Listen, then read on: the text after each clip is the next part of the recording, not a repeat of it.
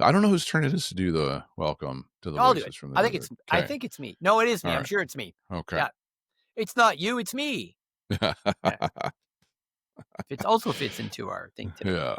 Okay. Welcome to the voices in the desert. Whoop, whoop.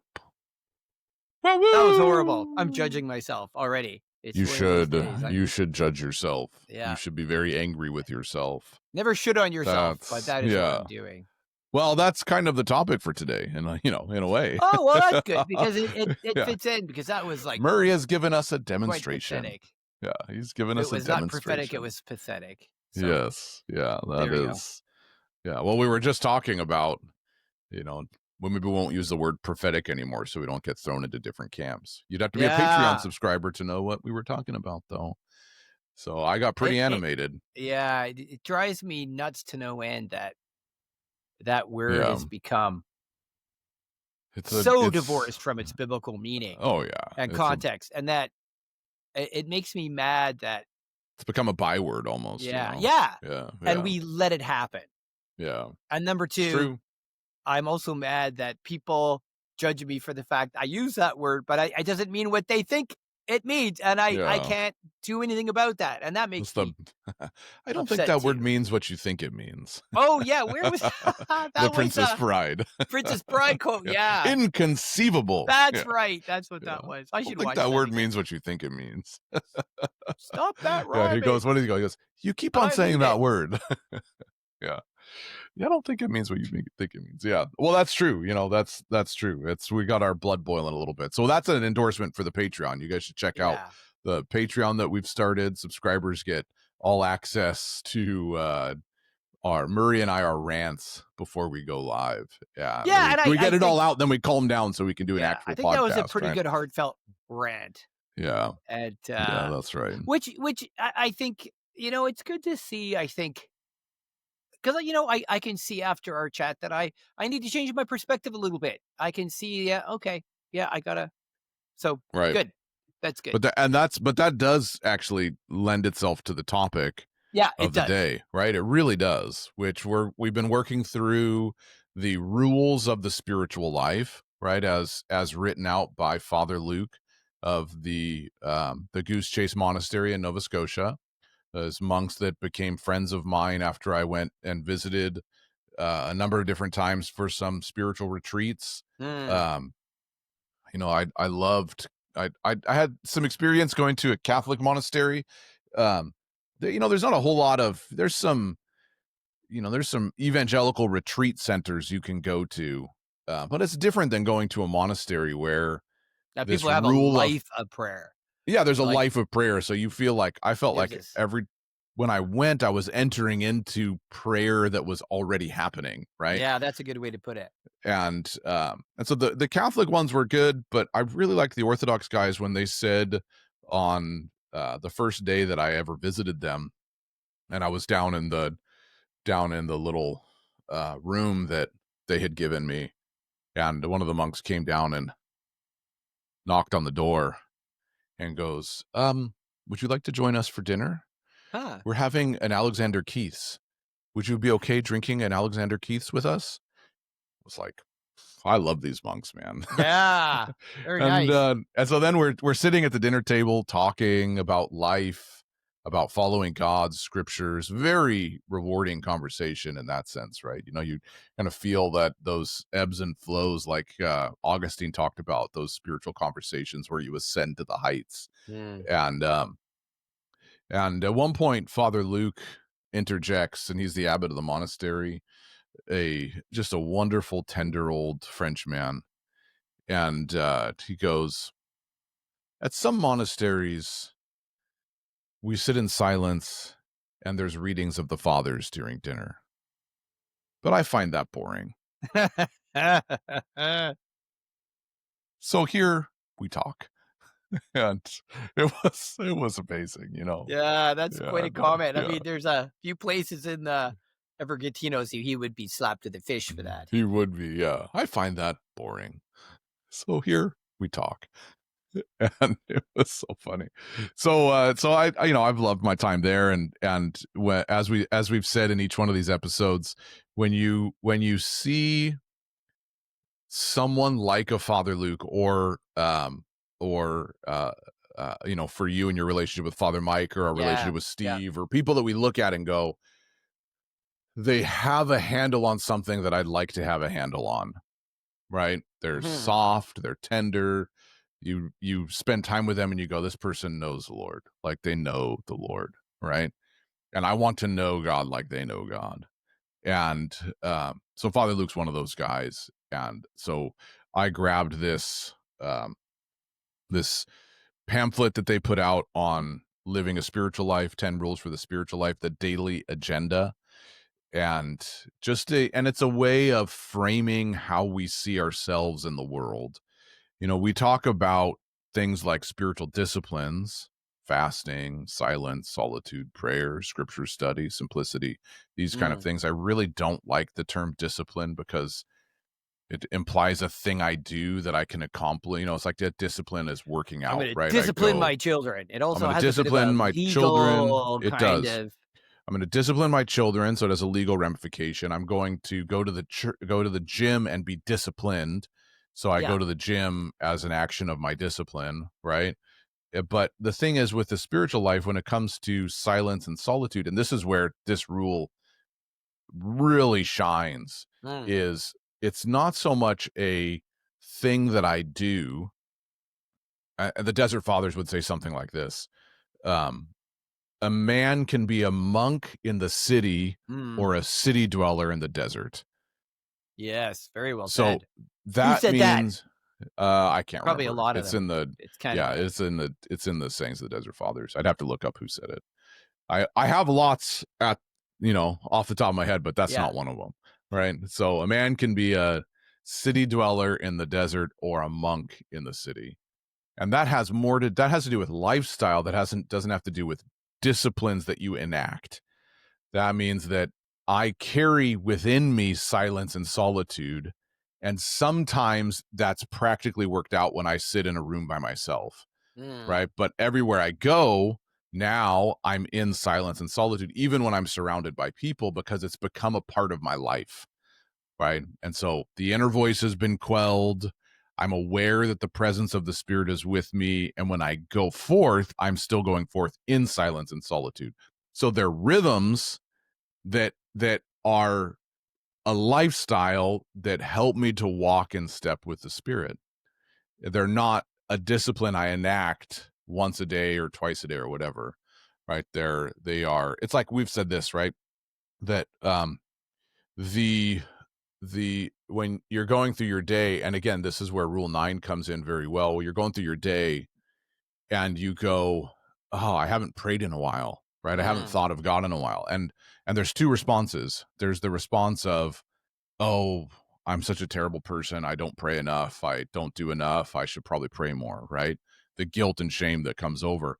That's the voice of the accuser that goes, well, let's not get them to pray, right? Or there's oh, I'm recognizing my need. My spirit's crying out. It's going, hey, we need Yes. this right now, right? And Yeah. when you're trained yourself in it, in the sense that it's become the lifestyle, right? Your heart will naturally cry out for a drink.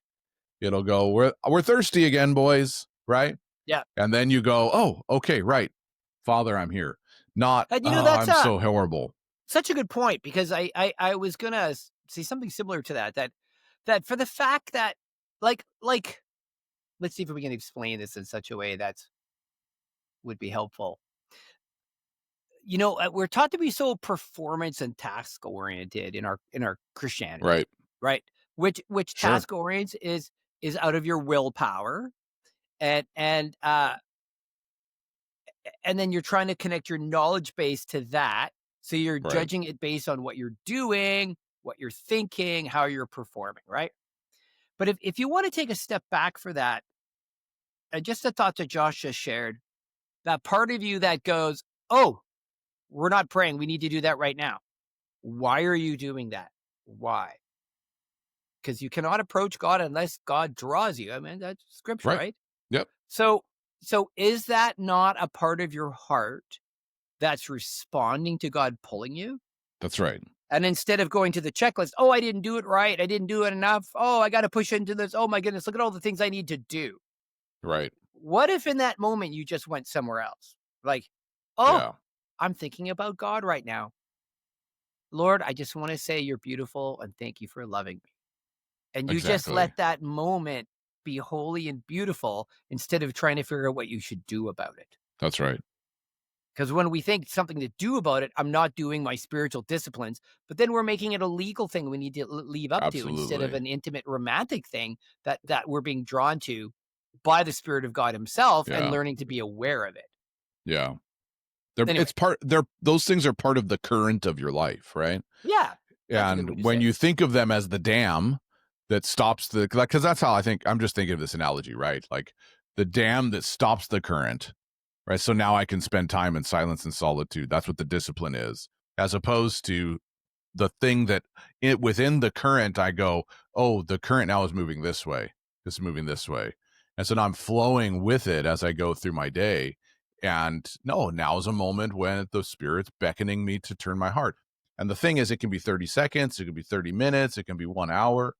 It doesn't really matter. It's just, oh, my heart's going, I'm thirsty for a drink. And I think, this is I like to say that when David wrote things like Psalm 42, that this is the Mm, kind of stuff he had in mind is, I'm thirsty, I'm in a dry and weary land. He's going, my heart's crying out for a drink again. Right, yeah, so I'm going to turn myself. And so he goes, when I remember fondly the gathering of the people, my heart cries out, right? I pour my spirit out. I pour my heart out before you, Lord. This is the kind of language he uses in Psalm 42. And I think he has a moment, he recognizes his great thirst, and he goes, oh, I'm in a dry and weary land. I'm thirsty. My heart's crying out. So I'm going to turn to you in affection. Remember the gathering of the people. I'm going to pour my heart out to you. yeah, And it's like, it's so practical. We just don't even think about reading scripture from that practical standpoint. yeah. So let me read point 9, because we haven't even mentioned what it is, just that it's impactful. And we've gone through all of these points, right? I'll just review them very quickly. Point 1 is seek self renunciation. Point 2 is accept to have no results. Point 3 is labor with endurance and prayer. Point 4 is accept to remain dry. Point 5 is trust. We had a big episode on that. Point 6 Yeah, is I needed inner healing after that one. yeah, that's right. That's right. Accept to remain in darkness and confusion is 6. Point 7 is be thankful at all time. Point 8, which we talked about last time we were together, get purified and keep in check. Point 9 is be vigilant and attentive. So be vigilant and attentive. Mm, And so the sub points to that are: do only things that you can do with prayer, learn to make silence several times a day, fight slothfulness and laziness. I think the Desert Fathers would call that acidity or acidity. I don't know, acidity. exact acedia I maybe got is that what you in my say. coffee. Yeah, that's right. I It's think an the last acidic, way you said it is actually correct. acedia. Yeah, probably. Something Learn like to that. wall out the world several times a day. Be convinced that you live in His presence. Hmm. And so I love those points, right? And so what we're talking about is essentially, learn to make silence several times a day and to wall out the world. So I would combine those 2 points. Learn to Mm. wall out the world and make silence several times a day. And so that's the natural response to the heart that desires God, is when those moments come, you wall out the world and make silence. Whether Mm. again it's for 30 seconds, whether it's for 5 minutes, whether, because your schedule is up. Sometimes you have no control over it, in the sense, or you have little control over it, right? You've got where we are. For most of us, we can't go into the desert and live as monks. We either don't have the skills to do that, or there's no deserts nearby, or we have a family that we have to take care of, right? Yeah. So we're subject to certain requirements. And so the thing is, with principles like these things, guideposts like these things, rhythms like these things, not a single one of them is inapplicable to a person on the face of the earth. Right? I think that's what Seraphim of Sarov says. You turned me on to him a long time ago. Mm. He goes, the one thing about prayer is it's available to every person at every time, regardless of how much money you make or how intelligent you are. There's not a single person that prayer is not available to. The more simple it is, the more effective it is, because it has to be broadly applicable, which a rule like this, be vigilant and attentive, is broadly applicable. Any person, regardless of their lot in life, regardless of how busy they are or not busy they are, right? I occasionally pick up some extra work with a friend of mine named who has a tree service, and so I there's once or twice a week I tend to spend a day with him cutting down trees. It's rigorous work. I'm like probably lose 20 pounds each day sweating, and it's just like there's like it can be brutal, and but nonetheless there are still moments throughout the day where I'll feel that tug, and I've got a chainsaw or I'm dragging a giant branch and I'm going, thank you, God, for my family. Thank you for my life. You're so beautiful. You're so wonderful. Right. I don't, it doesn't just turn off because I'm doing something else. Right. Yeah, yeah, The yeah. faucet is still going. And every now and then, I'm not saying I tune in every 30 seconds or every 30 minutes, but my heart still makes those leaps where it goes, oh, something's tugging on me. Let's turn my heart in affection to the Father, right? And so I can do that when I'm doing manual labor. Then the next day I may be working on reports for a leadership organization that I'm walking with, and I'm crunching through numbers and all of that. You turn your brain off from the physical activity to that and going, the Father still beckons the heart in the middle of that, right? And so there's no part of life that can't be attenuated to be vigilant and attentive, wall off the world and find silence. Yeah. Not go to a silent place. That may be helpful, right? Maybe it is helpful to go to a silent And place. I think, it'll be good to come back to that. I think in the Yeah. beginning, like, if like, there's a lot In to the talk beginning, about it's right super here. helpful for sure. Yeah, Yeah. because you don't know how to turn it off. Like, how do you turn it Yes. off every day if you've never had to turn it off? Yes. So, like, when people talk You about the don't even know what resting it's like to place. turn it off, Yeah. Yeah. So, like, if you talk about when Jesus says, and it fits right here, "Come to me, learn of me, take up my yoke, I will give you rest," Right. right? So, sometimes, like, I know for me, the couple times in burnout, if I didn't have, like, this year and a half where I had to stop performing, and it was hell, Right. like, intermittent night work equals love. So, to suddenly not be Sure. able to do it, you realize how lack of rest you have inside. But Right. hopefully, once you experience that, later on, you can just stop during your day and get back there. Right. You maybe need some external training for a while, but eventually this becomes an internal thing. And and I, just back to this, I would say if this is helpful, um, uh, y- y- again, it depends how you process everything, right? So, like for example, I remember one of the Desert Fathers said, and maybe a more modern guy, I don't remember who it is, that when you're in love, you just get engaged to your fiance. You could be walking through the most evil, dark, stinky part of town, and you don't experience Right. anything. You're Right. just in love with the person you're in love with because it's not about where you are; it's about what your heart is doing. That's right. Yeah. And Such a and good point. yeah, and so and that's prayer. That's what prayer is. Yeah. That's an abiding relationship. So so if you think about that, and let's say you can think of it like this, and for everybody, I really think if you could all go read, and I'm sure all of you listening to this have read this, and you're probably, yeah, I've read that. Practicing the Presence of God by Brother Lawrence. Everyone's Oh, like, yeah. yeah. There, that's a good one. And Yeah. and I mean, here's a guy that worked in Super the simple. kitchen Yeah. for 40 years Yeah. and was never a moment outside of the presence of God. And he says, and it goes, I actually found that the systems of prayer keep me out of the presence of God. And and Right. he goes, so I don't do them. Yeah. And well, what's he doing? He's keeping his heart in a loving attitude all day. Yeah. And but the thing is, you kind of first have to catch, just like loving your spouse. I mean, so if you're at work, do you quit loving your spouse? Right. Like, does it stop? Like, Right. like, during the day, isn't there a part of you that's still loving her even though the other parts of you are busy? Right. So you kind of just have to go, oh, I just love my spouse. So once in a while, you're going to go, I wonder what she's making for dinner, right? It happens. Or Right. I Right. wonder what we should Right. do later. Why are you thinking about that? Because your heart's warm and it's Yeah. full of love. And, and I think most of us experience the opposite of this very easily when we're really mad at our spouse. And all day we're steaming. Yeah. Why are Yeah. you steaming? Aren't you still working? Aren't you still doing your stuff?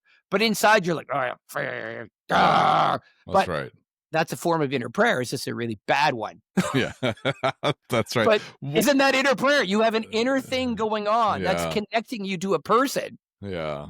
and you can do all these other things, Yeah. but you can steam all day, Yeah. right? That's right. But your inner world is alive and doing something independent, isn't it? Yeah. You just got to train that part of you instead of being steamy. The black cat just went right behind me Yeah. at Oh, that moment. Um, no. that part of your inner being, if it connects to the Lord, eventually that's what it's doing all day. Yeah. Now, the cool thing is once that happens, and I visit this place, I do not live there, Right. just so you know. So, um, is that, believe it or not, if this makes sense, is that h- having a life of work and busyness, you can use it like fasting. Right? You can actually use it because let's say, what does your heart want to do? Oh, my heart wants to be with Jesus, but Right. I'm going to sacrifice this for my family, for my children. I'm going to sacrifice this time because it's the right thing to do, Right. because God wants me to love them. Right. But Lord, what I want is to be with you, but I'm willing to make this fast to do Right. this. So you can actually use that as laying down your life as a fast. Yeah. Well, every Right? fast is a bit of a crucifixion, right? Yeah, exactly. Yeah. So I don't know if I made that make sense enough, but therefore you can actually use, if your heart is like, this is what I want, but I'm willing to do this Yeah. because this is what God's called me to, and I want him to receive. If this is what he's called me to, even though I'd rather be doing this, I wish to lay down my life in joy. Right? And if you Yeah. approach it with humility like that, then that love will flow in your heart. And so and that's so important, Murray, because how you frame what you do determines how you do what you do. Well, But yeah, so yeah. if you frame it in a way that says, you can go to your job and go, oh, I hate doing this. I wish I was doing something else. And, I'm only doing it because of that stupid family. And if I didn't have that Yeah. family, I could do this and this and this. Or, Father, I'm sacrificing myself on your behalf for these people that you've given me because you love them and I want your love Yeah. for them, right? How you frame it changes entirely dramatically, especially what you reap out of it, right? Exactly. And then that can be inner prayer. Humility opens the Totally. door, surrender for Totally. prayer. So that's why in the Orthodox Church, when a couple gets married, they actually hold a crown over each of their heads Oh, because it really? represents the crown of martyrdom. Oh, yeah. Well, it is a martyrdom. Marriage is a Yeah. martyrdom. So Absolutely. so It's, this I'm, laying down your life. But if I you do it, love, it can be humility and a place of totally. surrender. And you can experience that. And that is the doorway to prayer. I love I what don't you know if were, that makes sense, but no, it anyway. makes so much sense. I love what you were saying. That this the analogy of the marriage, right? Which is we've talked about that at great length. Because that the verse you quoted in Matthew 12, I'm pretty sure it's Matthew 12, right? Come and learn of me, Yeah, yeah. and I'll give you 28. rest, right? It's funny what I find, not that you did this because you were making a point, but what I find a lot of people when they think of that verse, they forget the middle part, and it's come and learn of me because people desire rest, right? We're so busy they want Yeah. rest. So they go, come and learn of me, I'll give you rest. You're weary, I'll give Yeah, you they cut rest, out all the right? steps you gotta take. Yeah, and it says, Learn come of and learn of me, me, take up my yoke. take up my yoke and learn of me. My heart is meek and lowly, Yeah, right? that's right. So when he says, come and learn of me, He says what you're going to learn is about his meek and lowly heart. When you learn about his meek and lowly heart, it's an invitation to rest. It's not come and learn of me, I'll give you rest. It's come and learn of me, learn my heart, and my heart will invite you to that place of rest, right? Which is so different than because otherwise it becomes legal, right? Come to me and I'll give you rest, right? It's a transaction. Yeah, yeah. Come to me, you'll begin to know my heart, right? So my point in saying that is the like if you think about when you first found that spark, for your significant other, whether it was a dating relationship, you can use the analogy whether you're married or not, right? Because maybe some people are listening, they're not married, but you've been attracted to someone, right? Mm. It's not a thing you plan. You didn't reason yourself into the attraction, right? You saw her or him and you went, whoa, right? That's it. Just it clicked, right, when you saw them. And maybe they did something, maybe they said something, you went on a date and the conversation was there, whatever, right? But it was like, whoa, right? It just happens Even to a you. Keanu Reeves, whoa. Yeah. Whoa. Whoa. Yeah. It just happens to you, right? And whether the relationship ended in marriage or it didn't, I'm just saying that there was a moment that you went, whoa, that was, you can go into the chemical reaction of it and why it all happens Mm. and all that stuff, but it wasn't they look attractive so I want them. It was whoa. And my point is the because you had said, you made the point that when my heart's going I want to drink, it's because I don't start that myself. He starts it and initiates it, You right? could call that the whoa moment if you wanna The whoa connect that moment, to what you're exactly. The saying. whoa moment happens, and now my heart is sensitized, right? So the whoa moment has come. He's already revealed himself. Come and learn of me. Whoa, right? I presented myself. Now we go whoa, right? And so now we come and start to learn about his heart, right? So I've got my whoa moment. He's initiated. He's the point of contact, right? We think even in the grander scheme of things, the father goes, I love the world, so I'm going to send my son to see what I look like so that they'll come to me.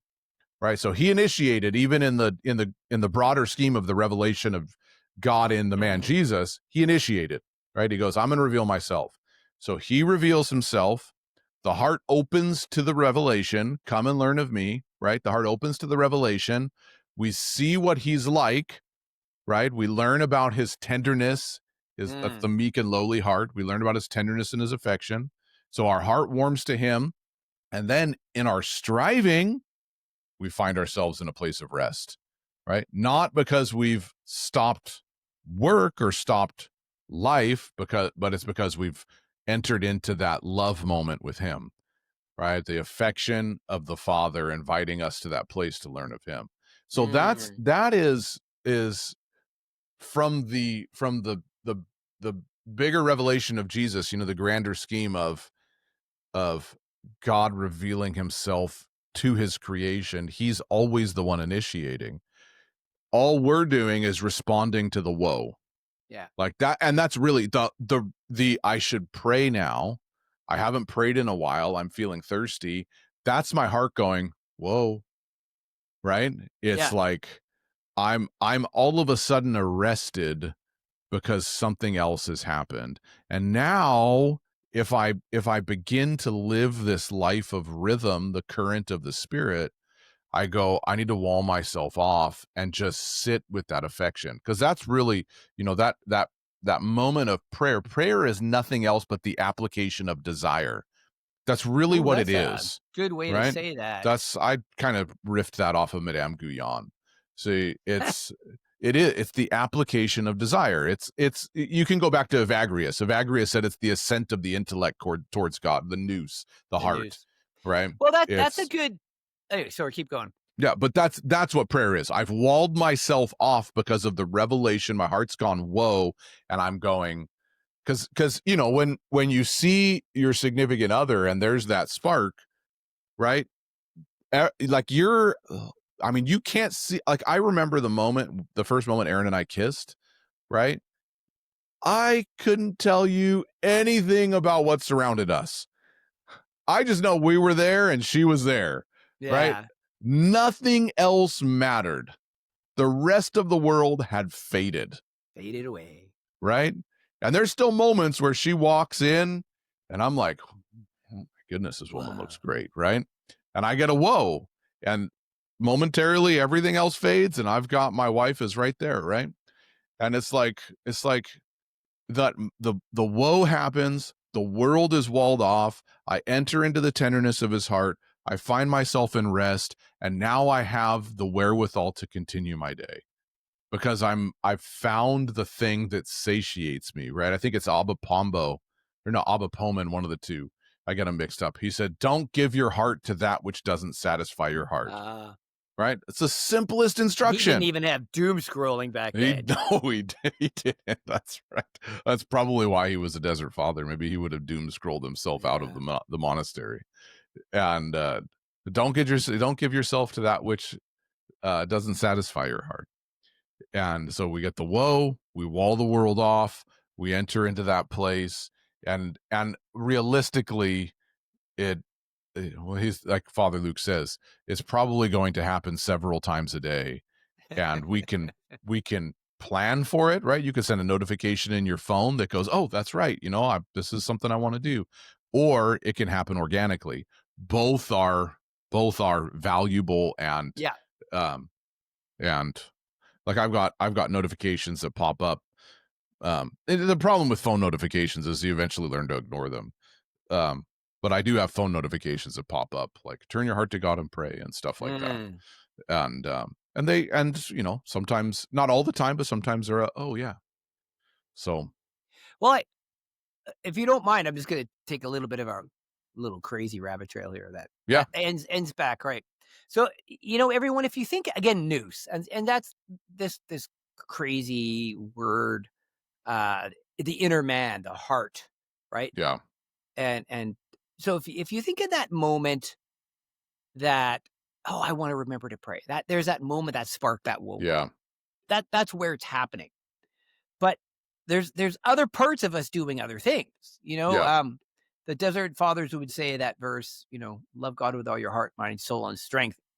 It represents that we're I think dissipated, I think is the word they use. So right, you could be sitting in church and part of your mind's listening to the sermon, your backside's hurting in the pew, the hockey game or the football game's about to start. The kids are and you're all over, you're dispersed. There's dispersion, right? yeah, That the idea is with love your God with all your heart, mind, soul, and strength. You pull it all back together. It's pulled back together.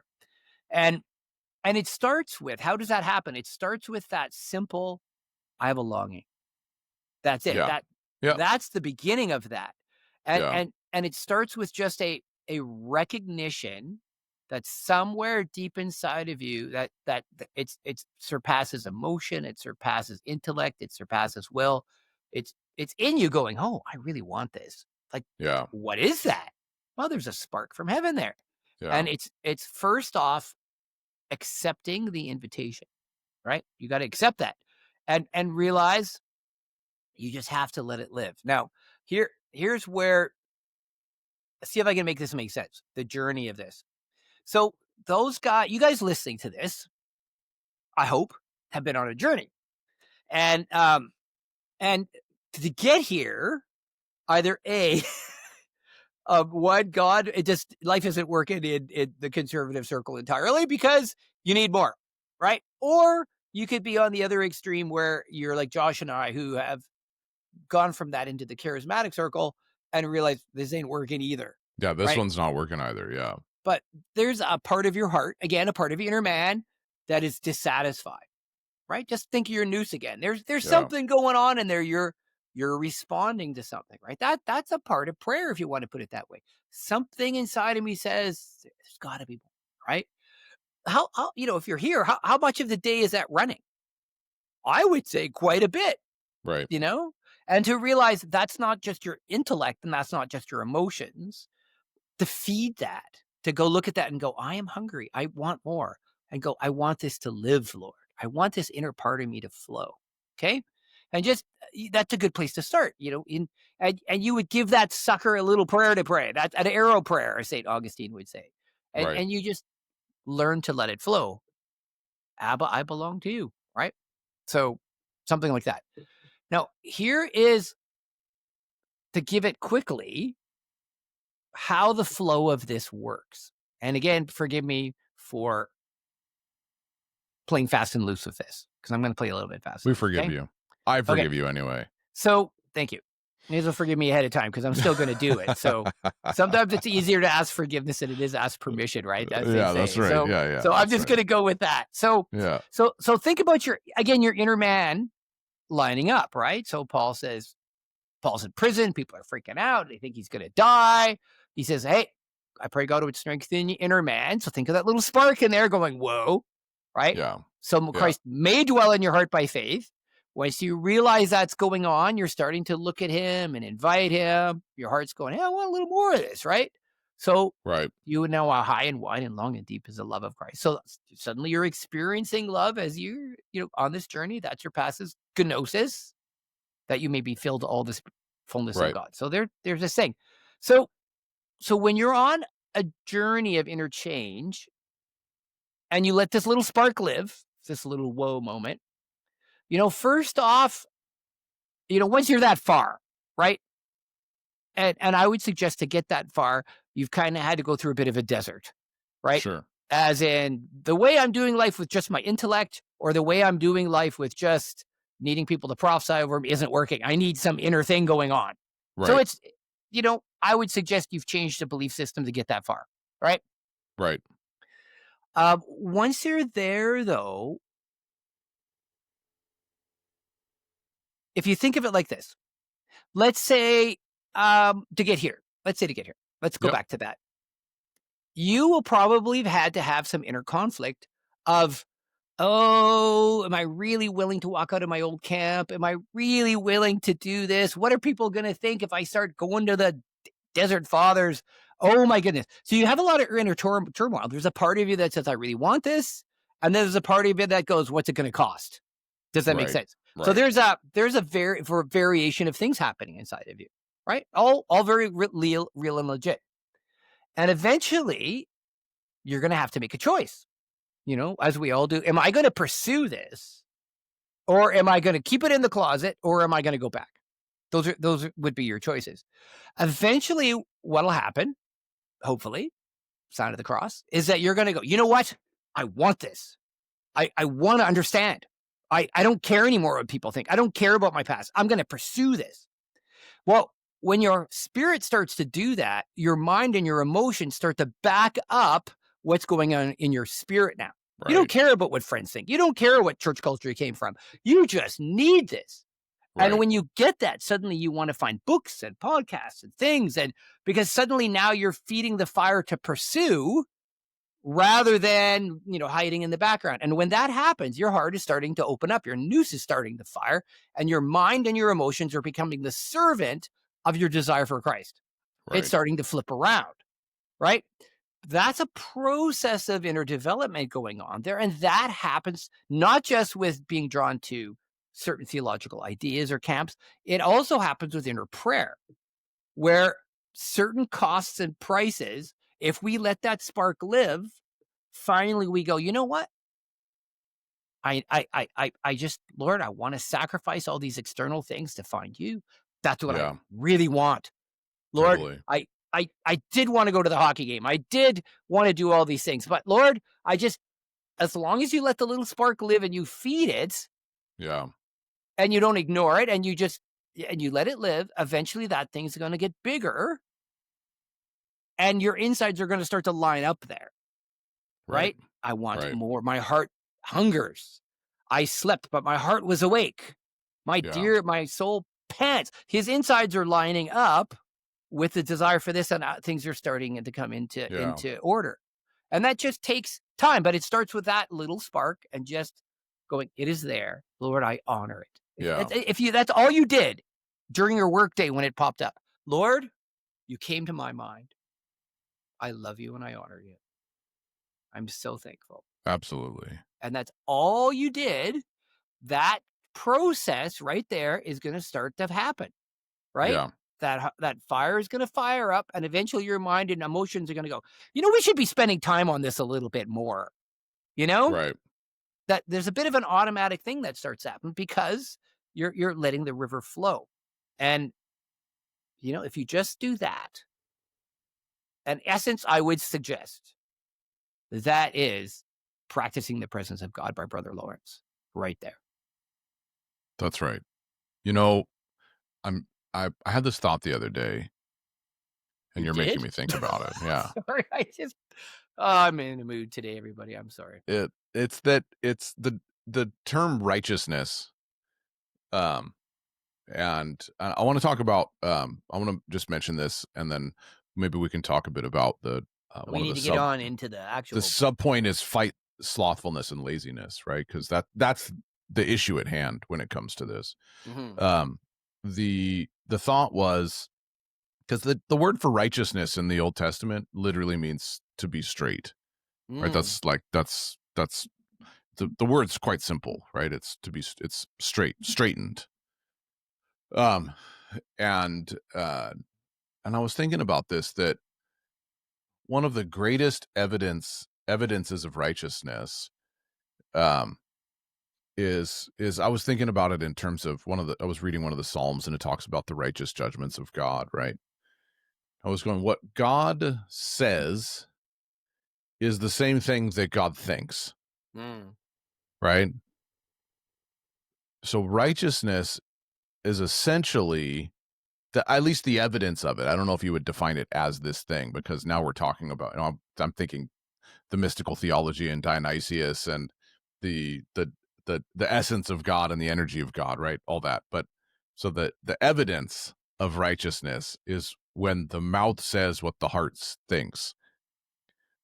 And because that's the straight path, right? The straight path between the mouth and the heart. The mind and the heart have now straightened themselves out. And so what comes out of the heart is what the mouth says. And what comes out of the mouth is what the heart is thinking. What the mind is wrestling with is what the heart is thinking. So there's a connecting point, right? So the mouth and the heart are lined up. So and so I was just thinking about that with what you're saying, is the when everything is lined up, right? When everything is in working order, essentially that's righteousness. Mm. Is That's a the good way to say the that. Wow. system is performing to its desired effect, right? It's restored, and essentially it's restored back to its working order.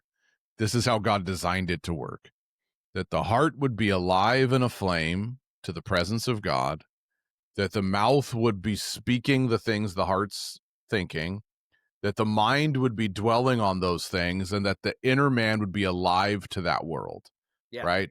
So now everything is straight, right? The evidence of righteousness now is that what the mouth is saying, the heart is thinking. And, but and so when you come across someone like that, they're fascinating. They're really, I'm thinking of a clip from The Office, the TV show, where, Daryl and, um, Daryl's the head of the warehouse. He's dating Mindy Kaling's character. I can't think of her name right now. Um, and there's what is it? Anyway, Mindy Kaling's character, right?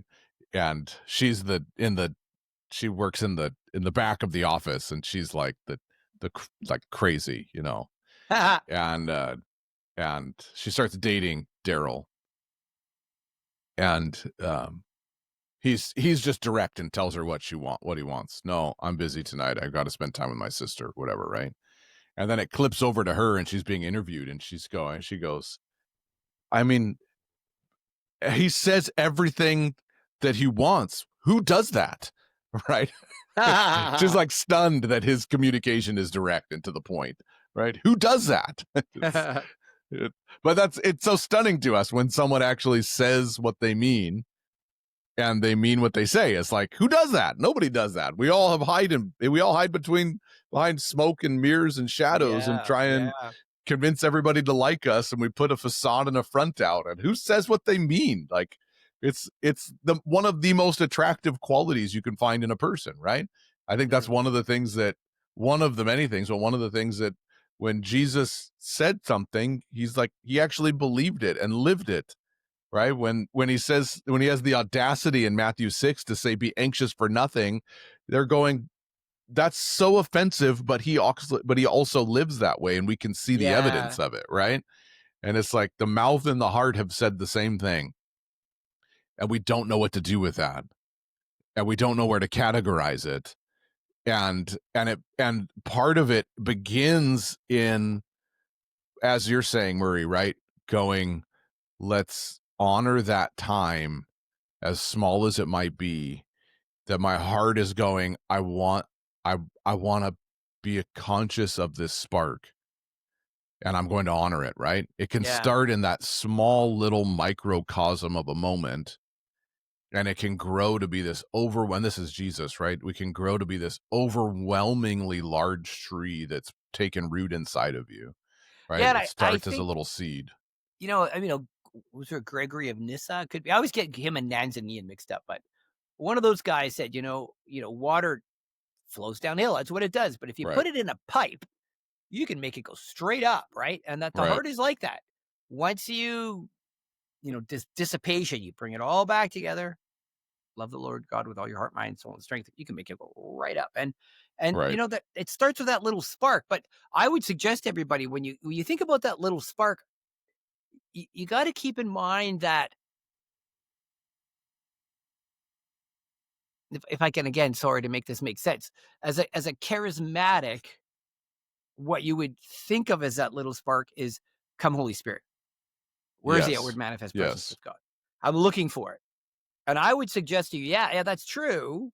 But I would suggest to you, if you're not feeling that, that's fine because the little spark is those who hunger and thirst Yeah, that's right. will be filled. So focus on like, I'm just so hungry for God. Present that as an offering. Let it live inside and say, Lord, this is what I want. And guess what? I think that's the Holy Spirit in you calling out to the Father.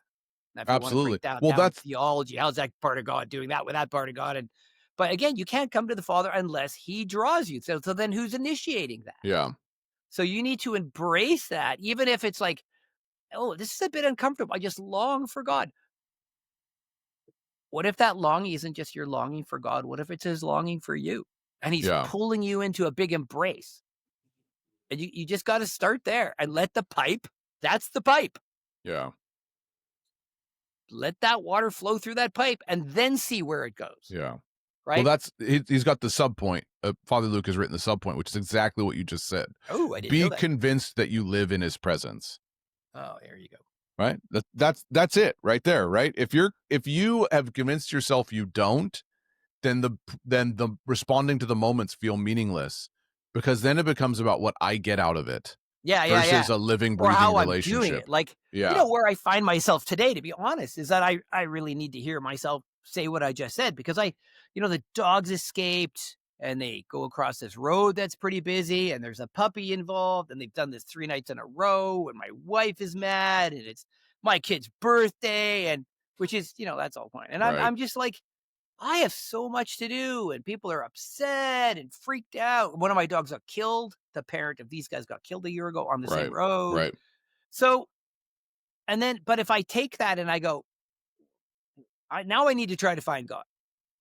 Right. Oh man, I'm so frustrated. I can't find him. I'm so busy, upset Right. about all these things. It just makes me mad because I can't find him. But what if Right. I focused on my desire to find him? Yeah, that's a great point. Yes. Right? Because that I still have. In the Yeah. midst, underneath all of this, I still have a desire to. But because of all the emotional flotsam and jetsam, I can't. Yeah. But if I quit making it about a goal rather than a desire, Right. I can flop that around, right? And then suddenly I do. So I mean, I need to drink my own medicine today, which Well, but then but that brings us to another one of the subpoints too. And Ah, maybe you could well, maybe my maybe life you is want a to speak to sub-point this today. is what I just said, fight slothfulness and laziness, right? Yeah, Which is again contextualizing why you do what you do becomes so important, right? It's not oh, I've got so many other things to deal with. It is oh, the desire is still there. It's the undercurrent, right? yeah. It's And just buried under all that stuff, yes, and it'll pull you along, like that you lived out here for a while, so you're familiar with the Fraser River, right, in the west coast of Canada. They always say don't go swimming in the Fraser River because the undercurrent is very dangerous, yeah, right? You can't see it, it's below the surface, but if you try and navigate it, you'll be sucked right under, right? In a way, it's a horrible thing. People have drowned because of it. But what I'm saying is, in a way, that's what begins to develop, is that there's an undercurrent that you can't see. All the stuff is floating on the top, the emotions, you said the flotsam and the jetsam, right? yeah, All the stuff is floating on the top. You got to navigate it. If you spend all your time on the top, you're going to run into trees, right? absolutely. But if you go, actually, there's an undercurrent that's pulling me down, which is Psalm 42 again, that's pulling me down. And now I can go, even if I don't sense or I'm aware of his affection, I know my hunger is still there. So the hunger becomes the prayer, Yeah, right? So the problem is so the fighting slothfulness and laziness, those are loaded terms, right? So when it comes to yeah, the teachings of the desert fathers and the desert mothers and the contemplative tradition in general, those two things have been talked about ad nauseum. Like those not just being lazy, they're talking about specific spiritual attitudes towards life that you have to fight against. I'm thinking of Father Maximos in the Mountain of Silence, right? The sicknesses of the soul. yeah, Those yeah. would be part Good and book, everybody, parcel to of to it is read. the Yeah, sicknesses of the soul. And so going, oh, actually, it's not about whether I get filled or find the water to drink. It's about the desire that's still there. So I'm going to recognize and honor that desire. I'm not going to let all of the trees at the top of the river determine the course of how I navigate the current. yeah, I'm going yeah, to be pulled down by the undercurrent, and I'm still moving along, right? Because the undercurrent's there, but now I'm down deeper, and I'm in touch and aware of there's a desire that's part of me that's crying out for the Father. And whether or not I'm touched or not isn't the important part. The important part is the desire is there. And and sometimes I that, am. everybody, is your nuke. Yes, that is exactly. Like, Sometimes I'm aware of his presence. I'll say it this way: sometimes prayer is prayer, and sometimes prayer is practice. And sometimes prayer is by faith, sometimes prayer is by feeling, and both of those things are true. And you're going, I'm turning my heart and affection to God. I'm recognizing my desire, and there's nothing there. What's there is the desire, and that's what's important, yeah, right? So the slothfulness and the laziness are spiritual attitudes that are connected with it's in terms of the desert fathers and the contemplative authors. Slothfulness and laziness are spiritual attitudes associated with demonic entities that mm, distract you and pull you away from the life of prayer so that you'll never recognize the undercurrent. And what they'll do is they'll convince you that what you do, that they'll keep you focused on what you don't have and that what you need to acquire. Oh, yeah, well, I don't have space for silence. And so I need to wait until the next time, right? So that's how that attitude and that the thought will manifest is I will constantly think about the next time. And then when I have a next time, I'm thinking about the next time. Right. And so that's the slothfulness and laziness. And the other thing is it will constantly think about um what I don't have and then think about the future moment that I could have.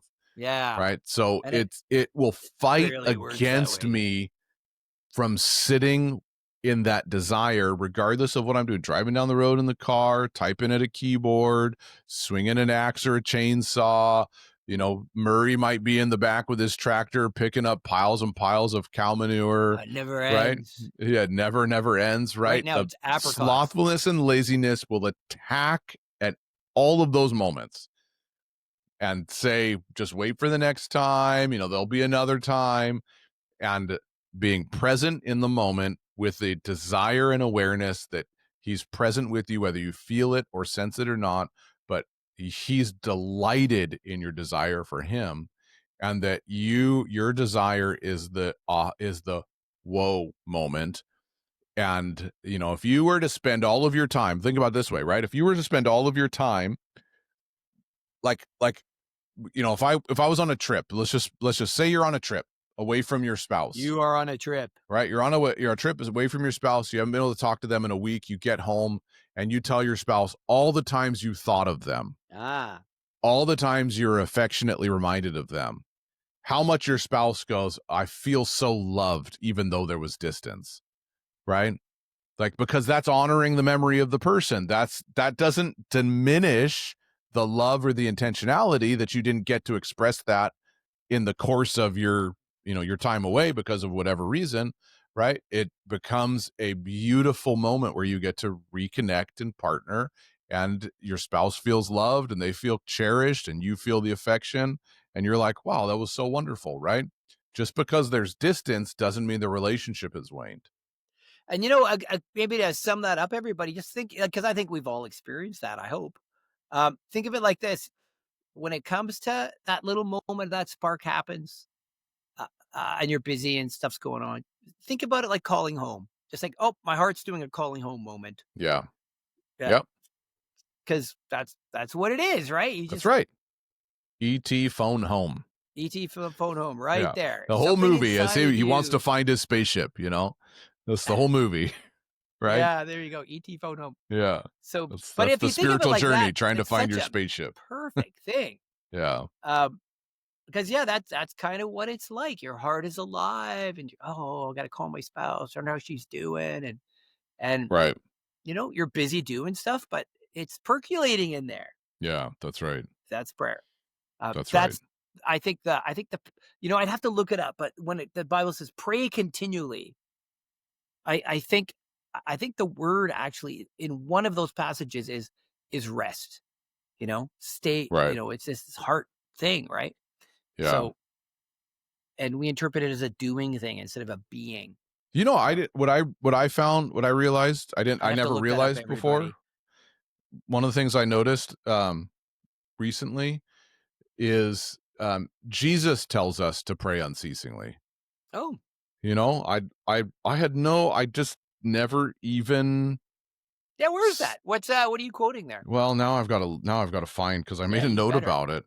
Yeah, and was like, oh my goodness, there it is right there. And I don't remember where. I'm sure I wrote it down. Yeah, that's right. Luke 18. The Luke 18:1. Listen, I never even considered this, right? I thought Paul was the one who talked about Yeah, unceasing yeah. prayer, right? Luke 18:1. Or James, right? Man, Elijah was a man like us, and he prayed. Yeah. Now he was telling them a parable to show that at all times they ought to pray and not to lose heart. Ah, yes, at all At yes. all times they ought to pray and not to lose heart, I thought he was just right? telling them at all times. And it's the I'm persistent kidding, widow and everybody. the judge. It's to pray it. So unceasing Mm. prayer is right within the context of Jesus's teaching on prayer, Wow, cool. right? I just Yes, like, the widow and the judge. Bum, yeah, bum, the widow bum. and the judge. Even if you don't get the response, continue to put your petition forward. It's exactly what we've been talking about, right? Wow, very Is cool. so unceasing prayer. Continue to put yourself in the place of, I need you, I love you, this is who I am, this is what my life is like. Thank you so much for what you've done. Keep putting yourself in that place, right? And don't lose heart. Which is essentially Father Luke's, be convinced you're always in his presence. Don't lose heart, Yeah. right? And eventually you'll reconnect and he'll go, oh, I so appreciated all of that. I feel so loved and cherished, right? Yeah. And it's a Yeah. beautiful thing. Well So, said. so well, Murray, I think with that we could probably call this episode to Yeah, a there's more close, on right? this to touch on, but There's There's always another day. there's always another day. There's always more to talk about. And Mhm. so for those of you that made it all the way to the end, check out our Patreon, right? You'll see the link in the Yeah. podcast description, and where we kind of dive in a little bit more and maybe get a little more personal and talk about some of the things we're wrestling with. And so Yeah. you'll be able to follow along on that journey. And we appreciate all the Patreon supporters. We appreciate anybody that's listening too, but all Yeah. the Thank Patreon you. supporters that's awesome. So thanks everybody so much for tuning in. And Murray, it's always a pleasure to spend the time Oh, with thank you. you. And as always, everybody, God bless. Yeah, and I'm gonna go put a hot wire line on a hole in the fence just to see what happens. Sounds like an entertaining time. Don't forget to think about Jesus. I'm gonna think about Jesus while I do it. Yeah. Yes, in a very legal, transactional way. And I'm gonna listen for a Yeah, that's right. Yeah, that's right. and then all my pressure will go. Fix all your I will be problems. free. That's right. Exactly. Yes. That'll be good. Good. Well, everybody, we love you. And until next time, Okay. bye. Bye, everybody.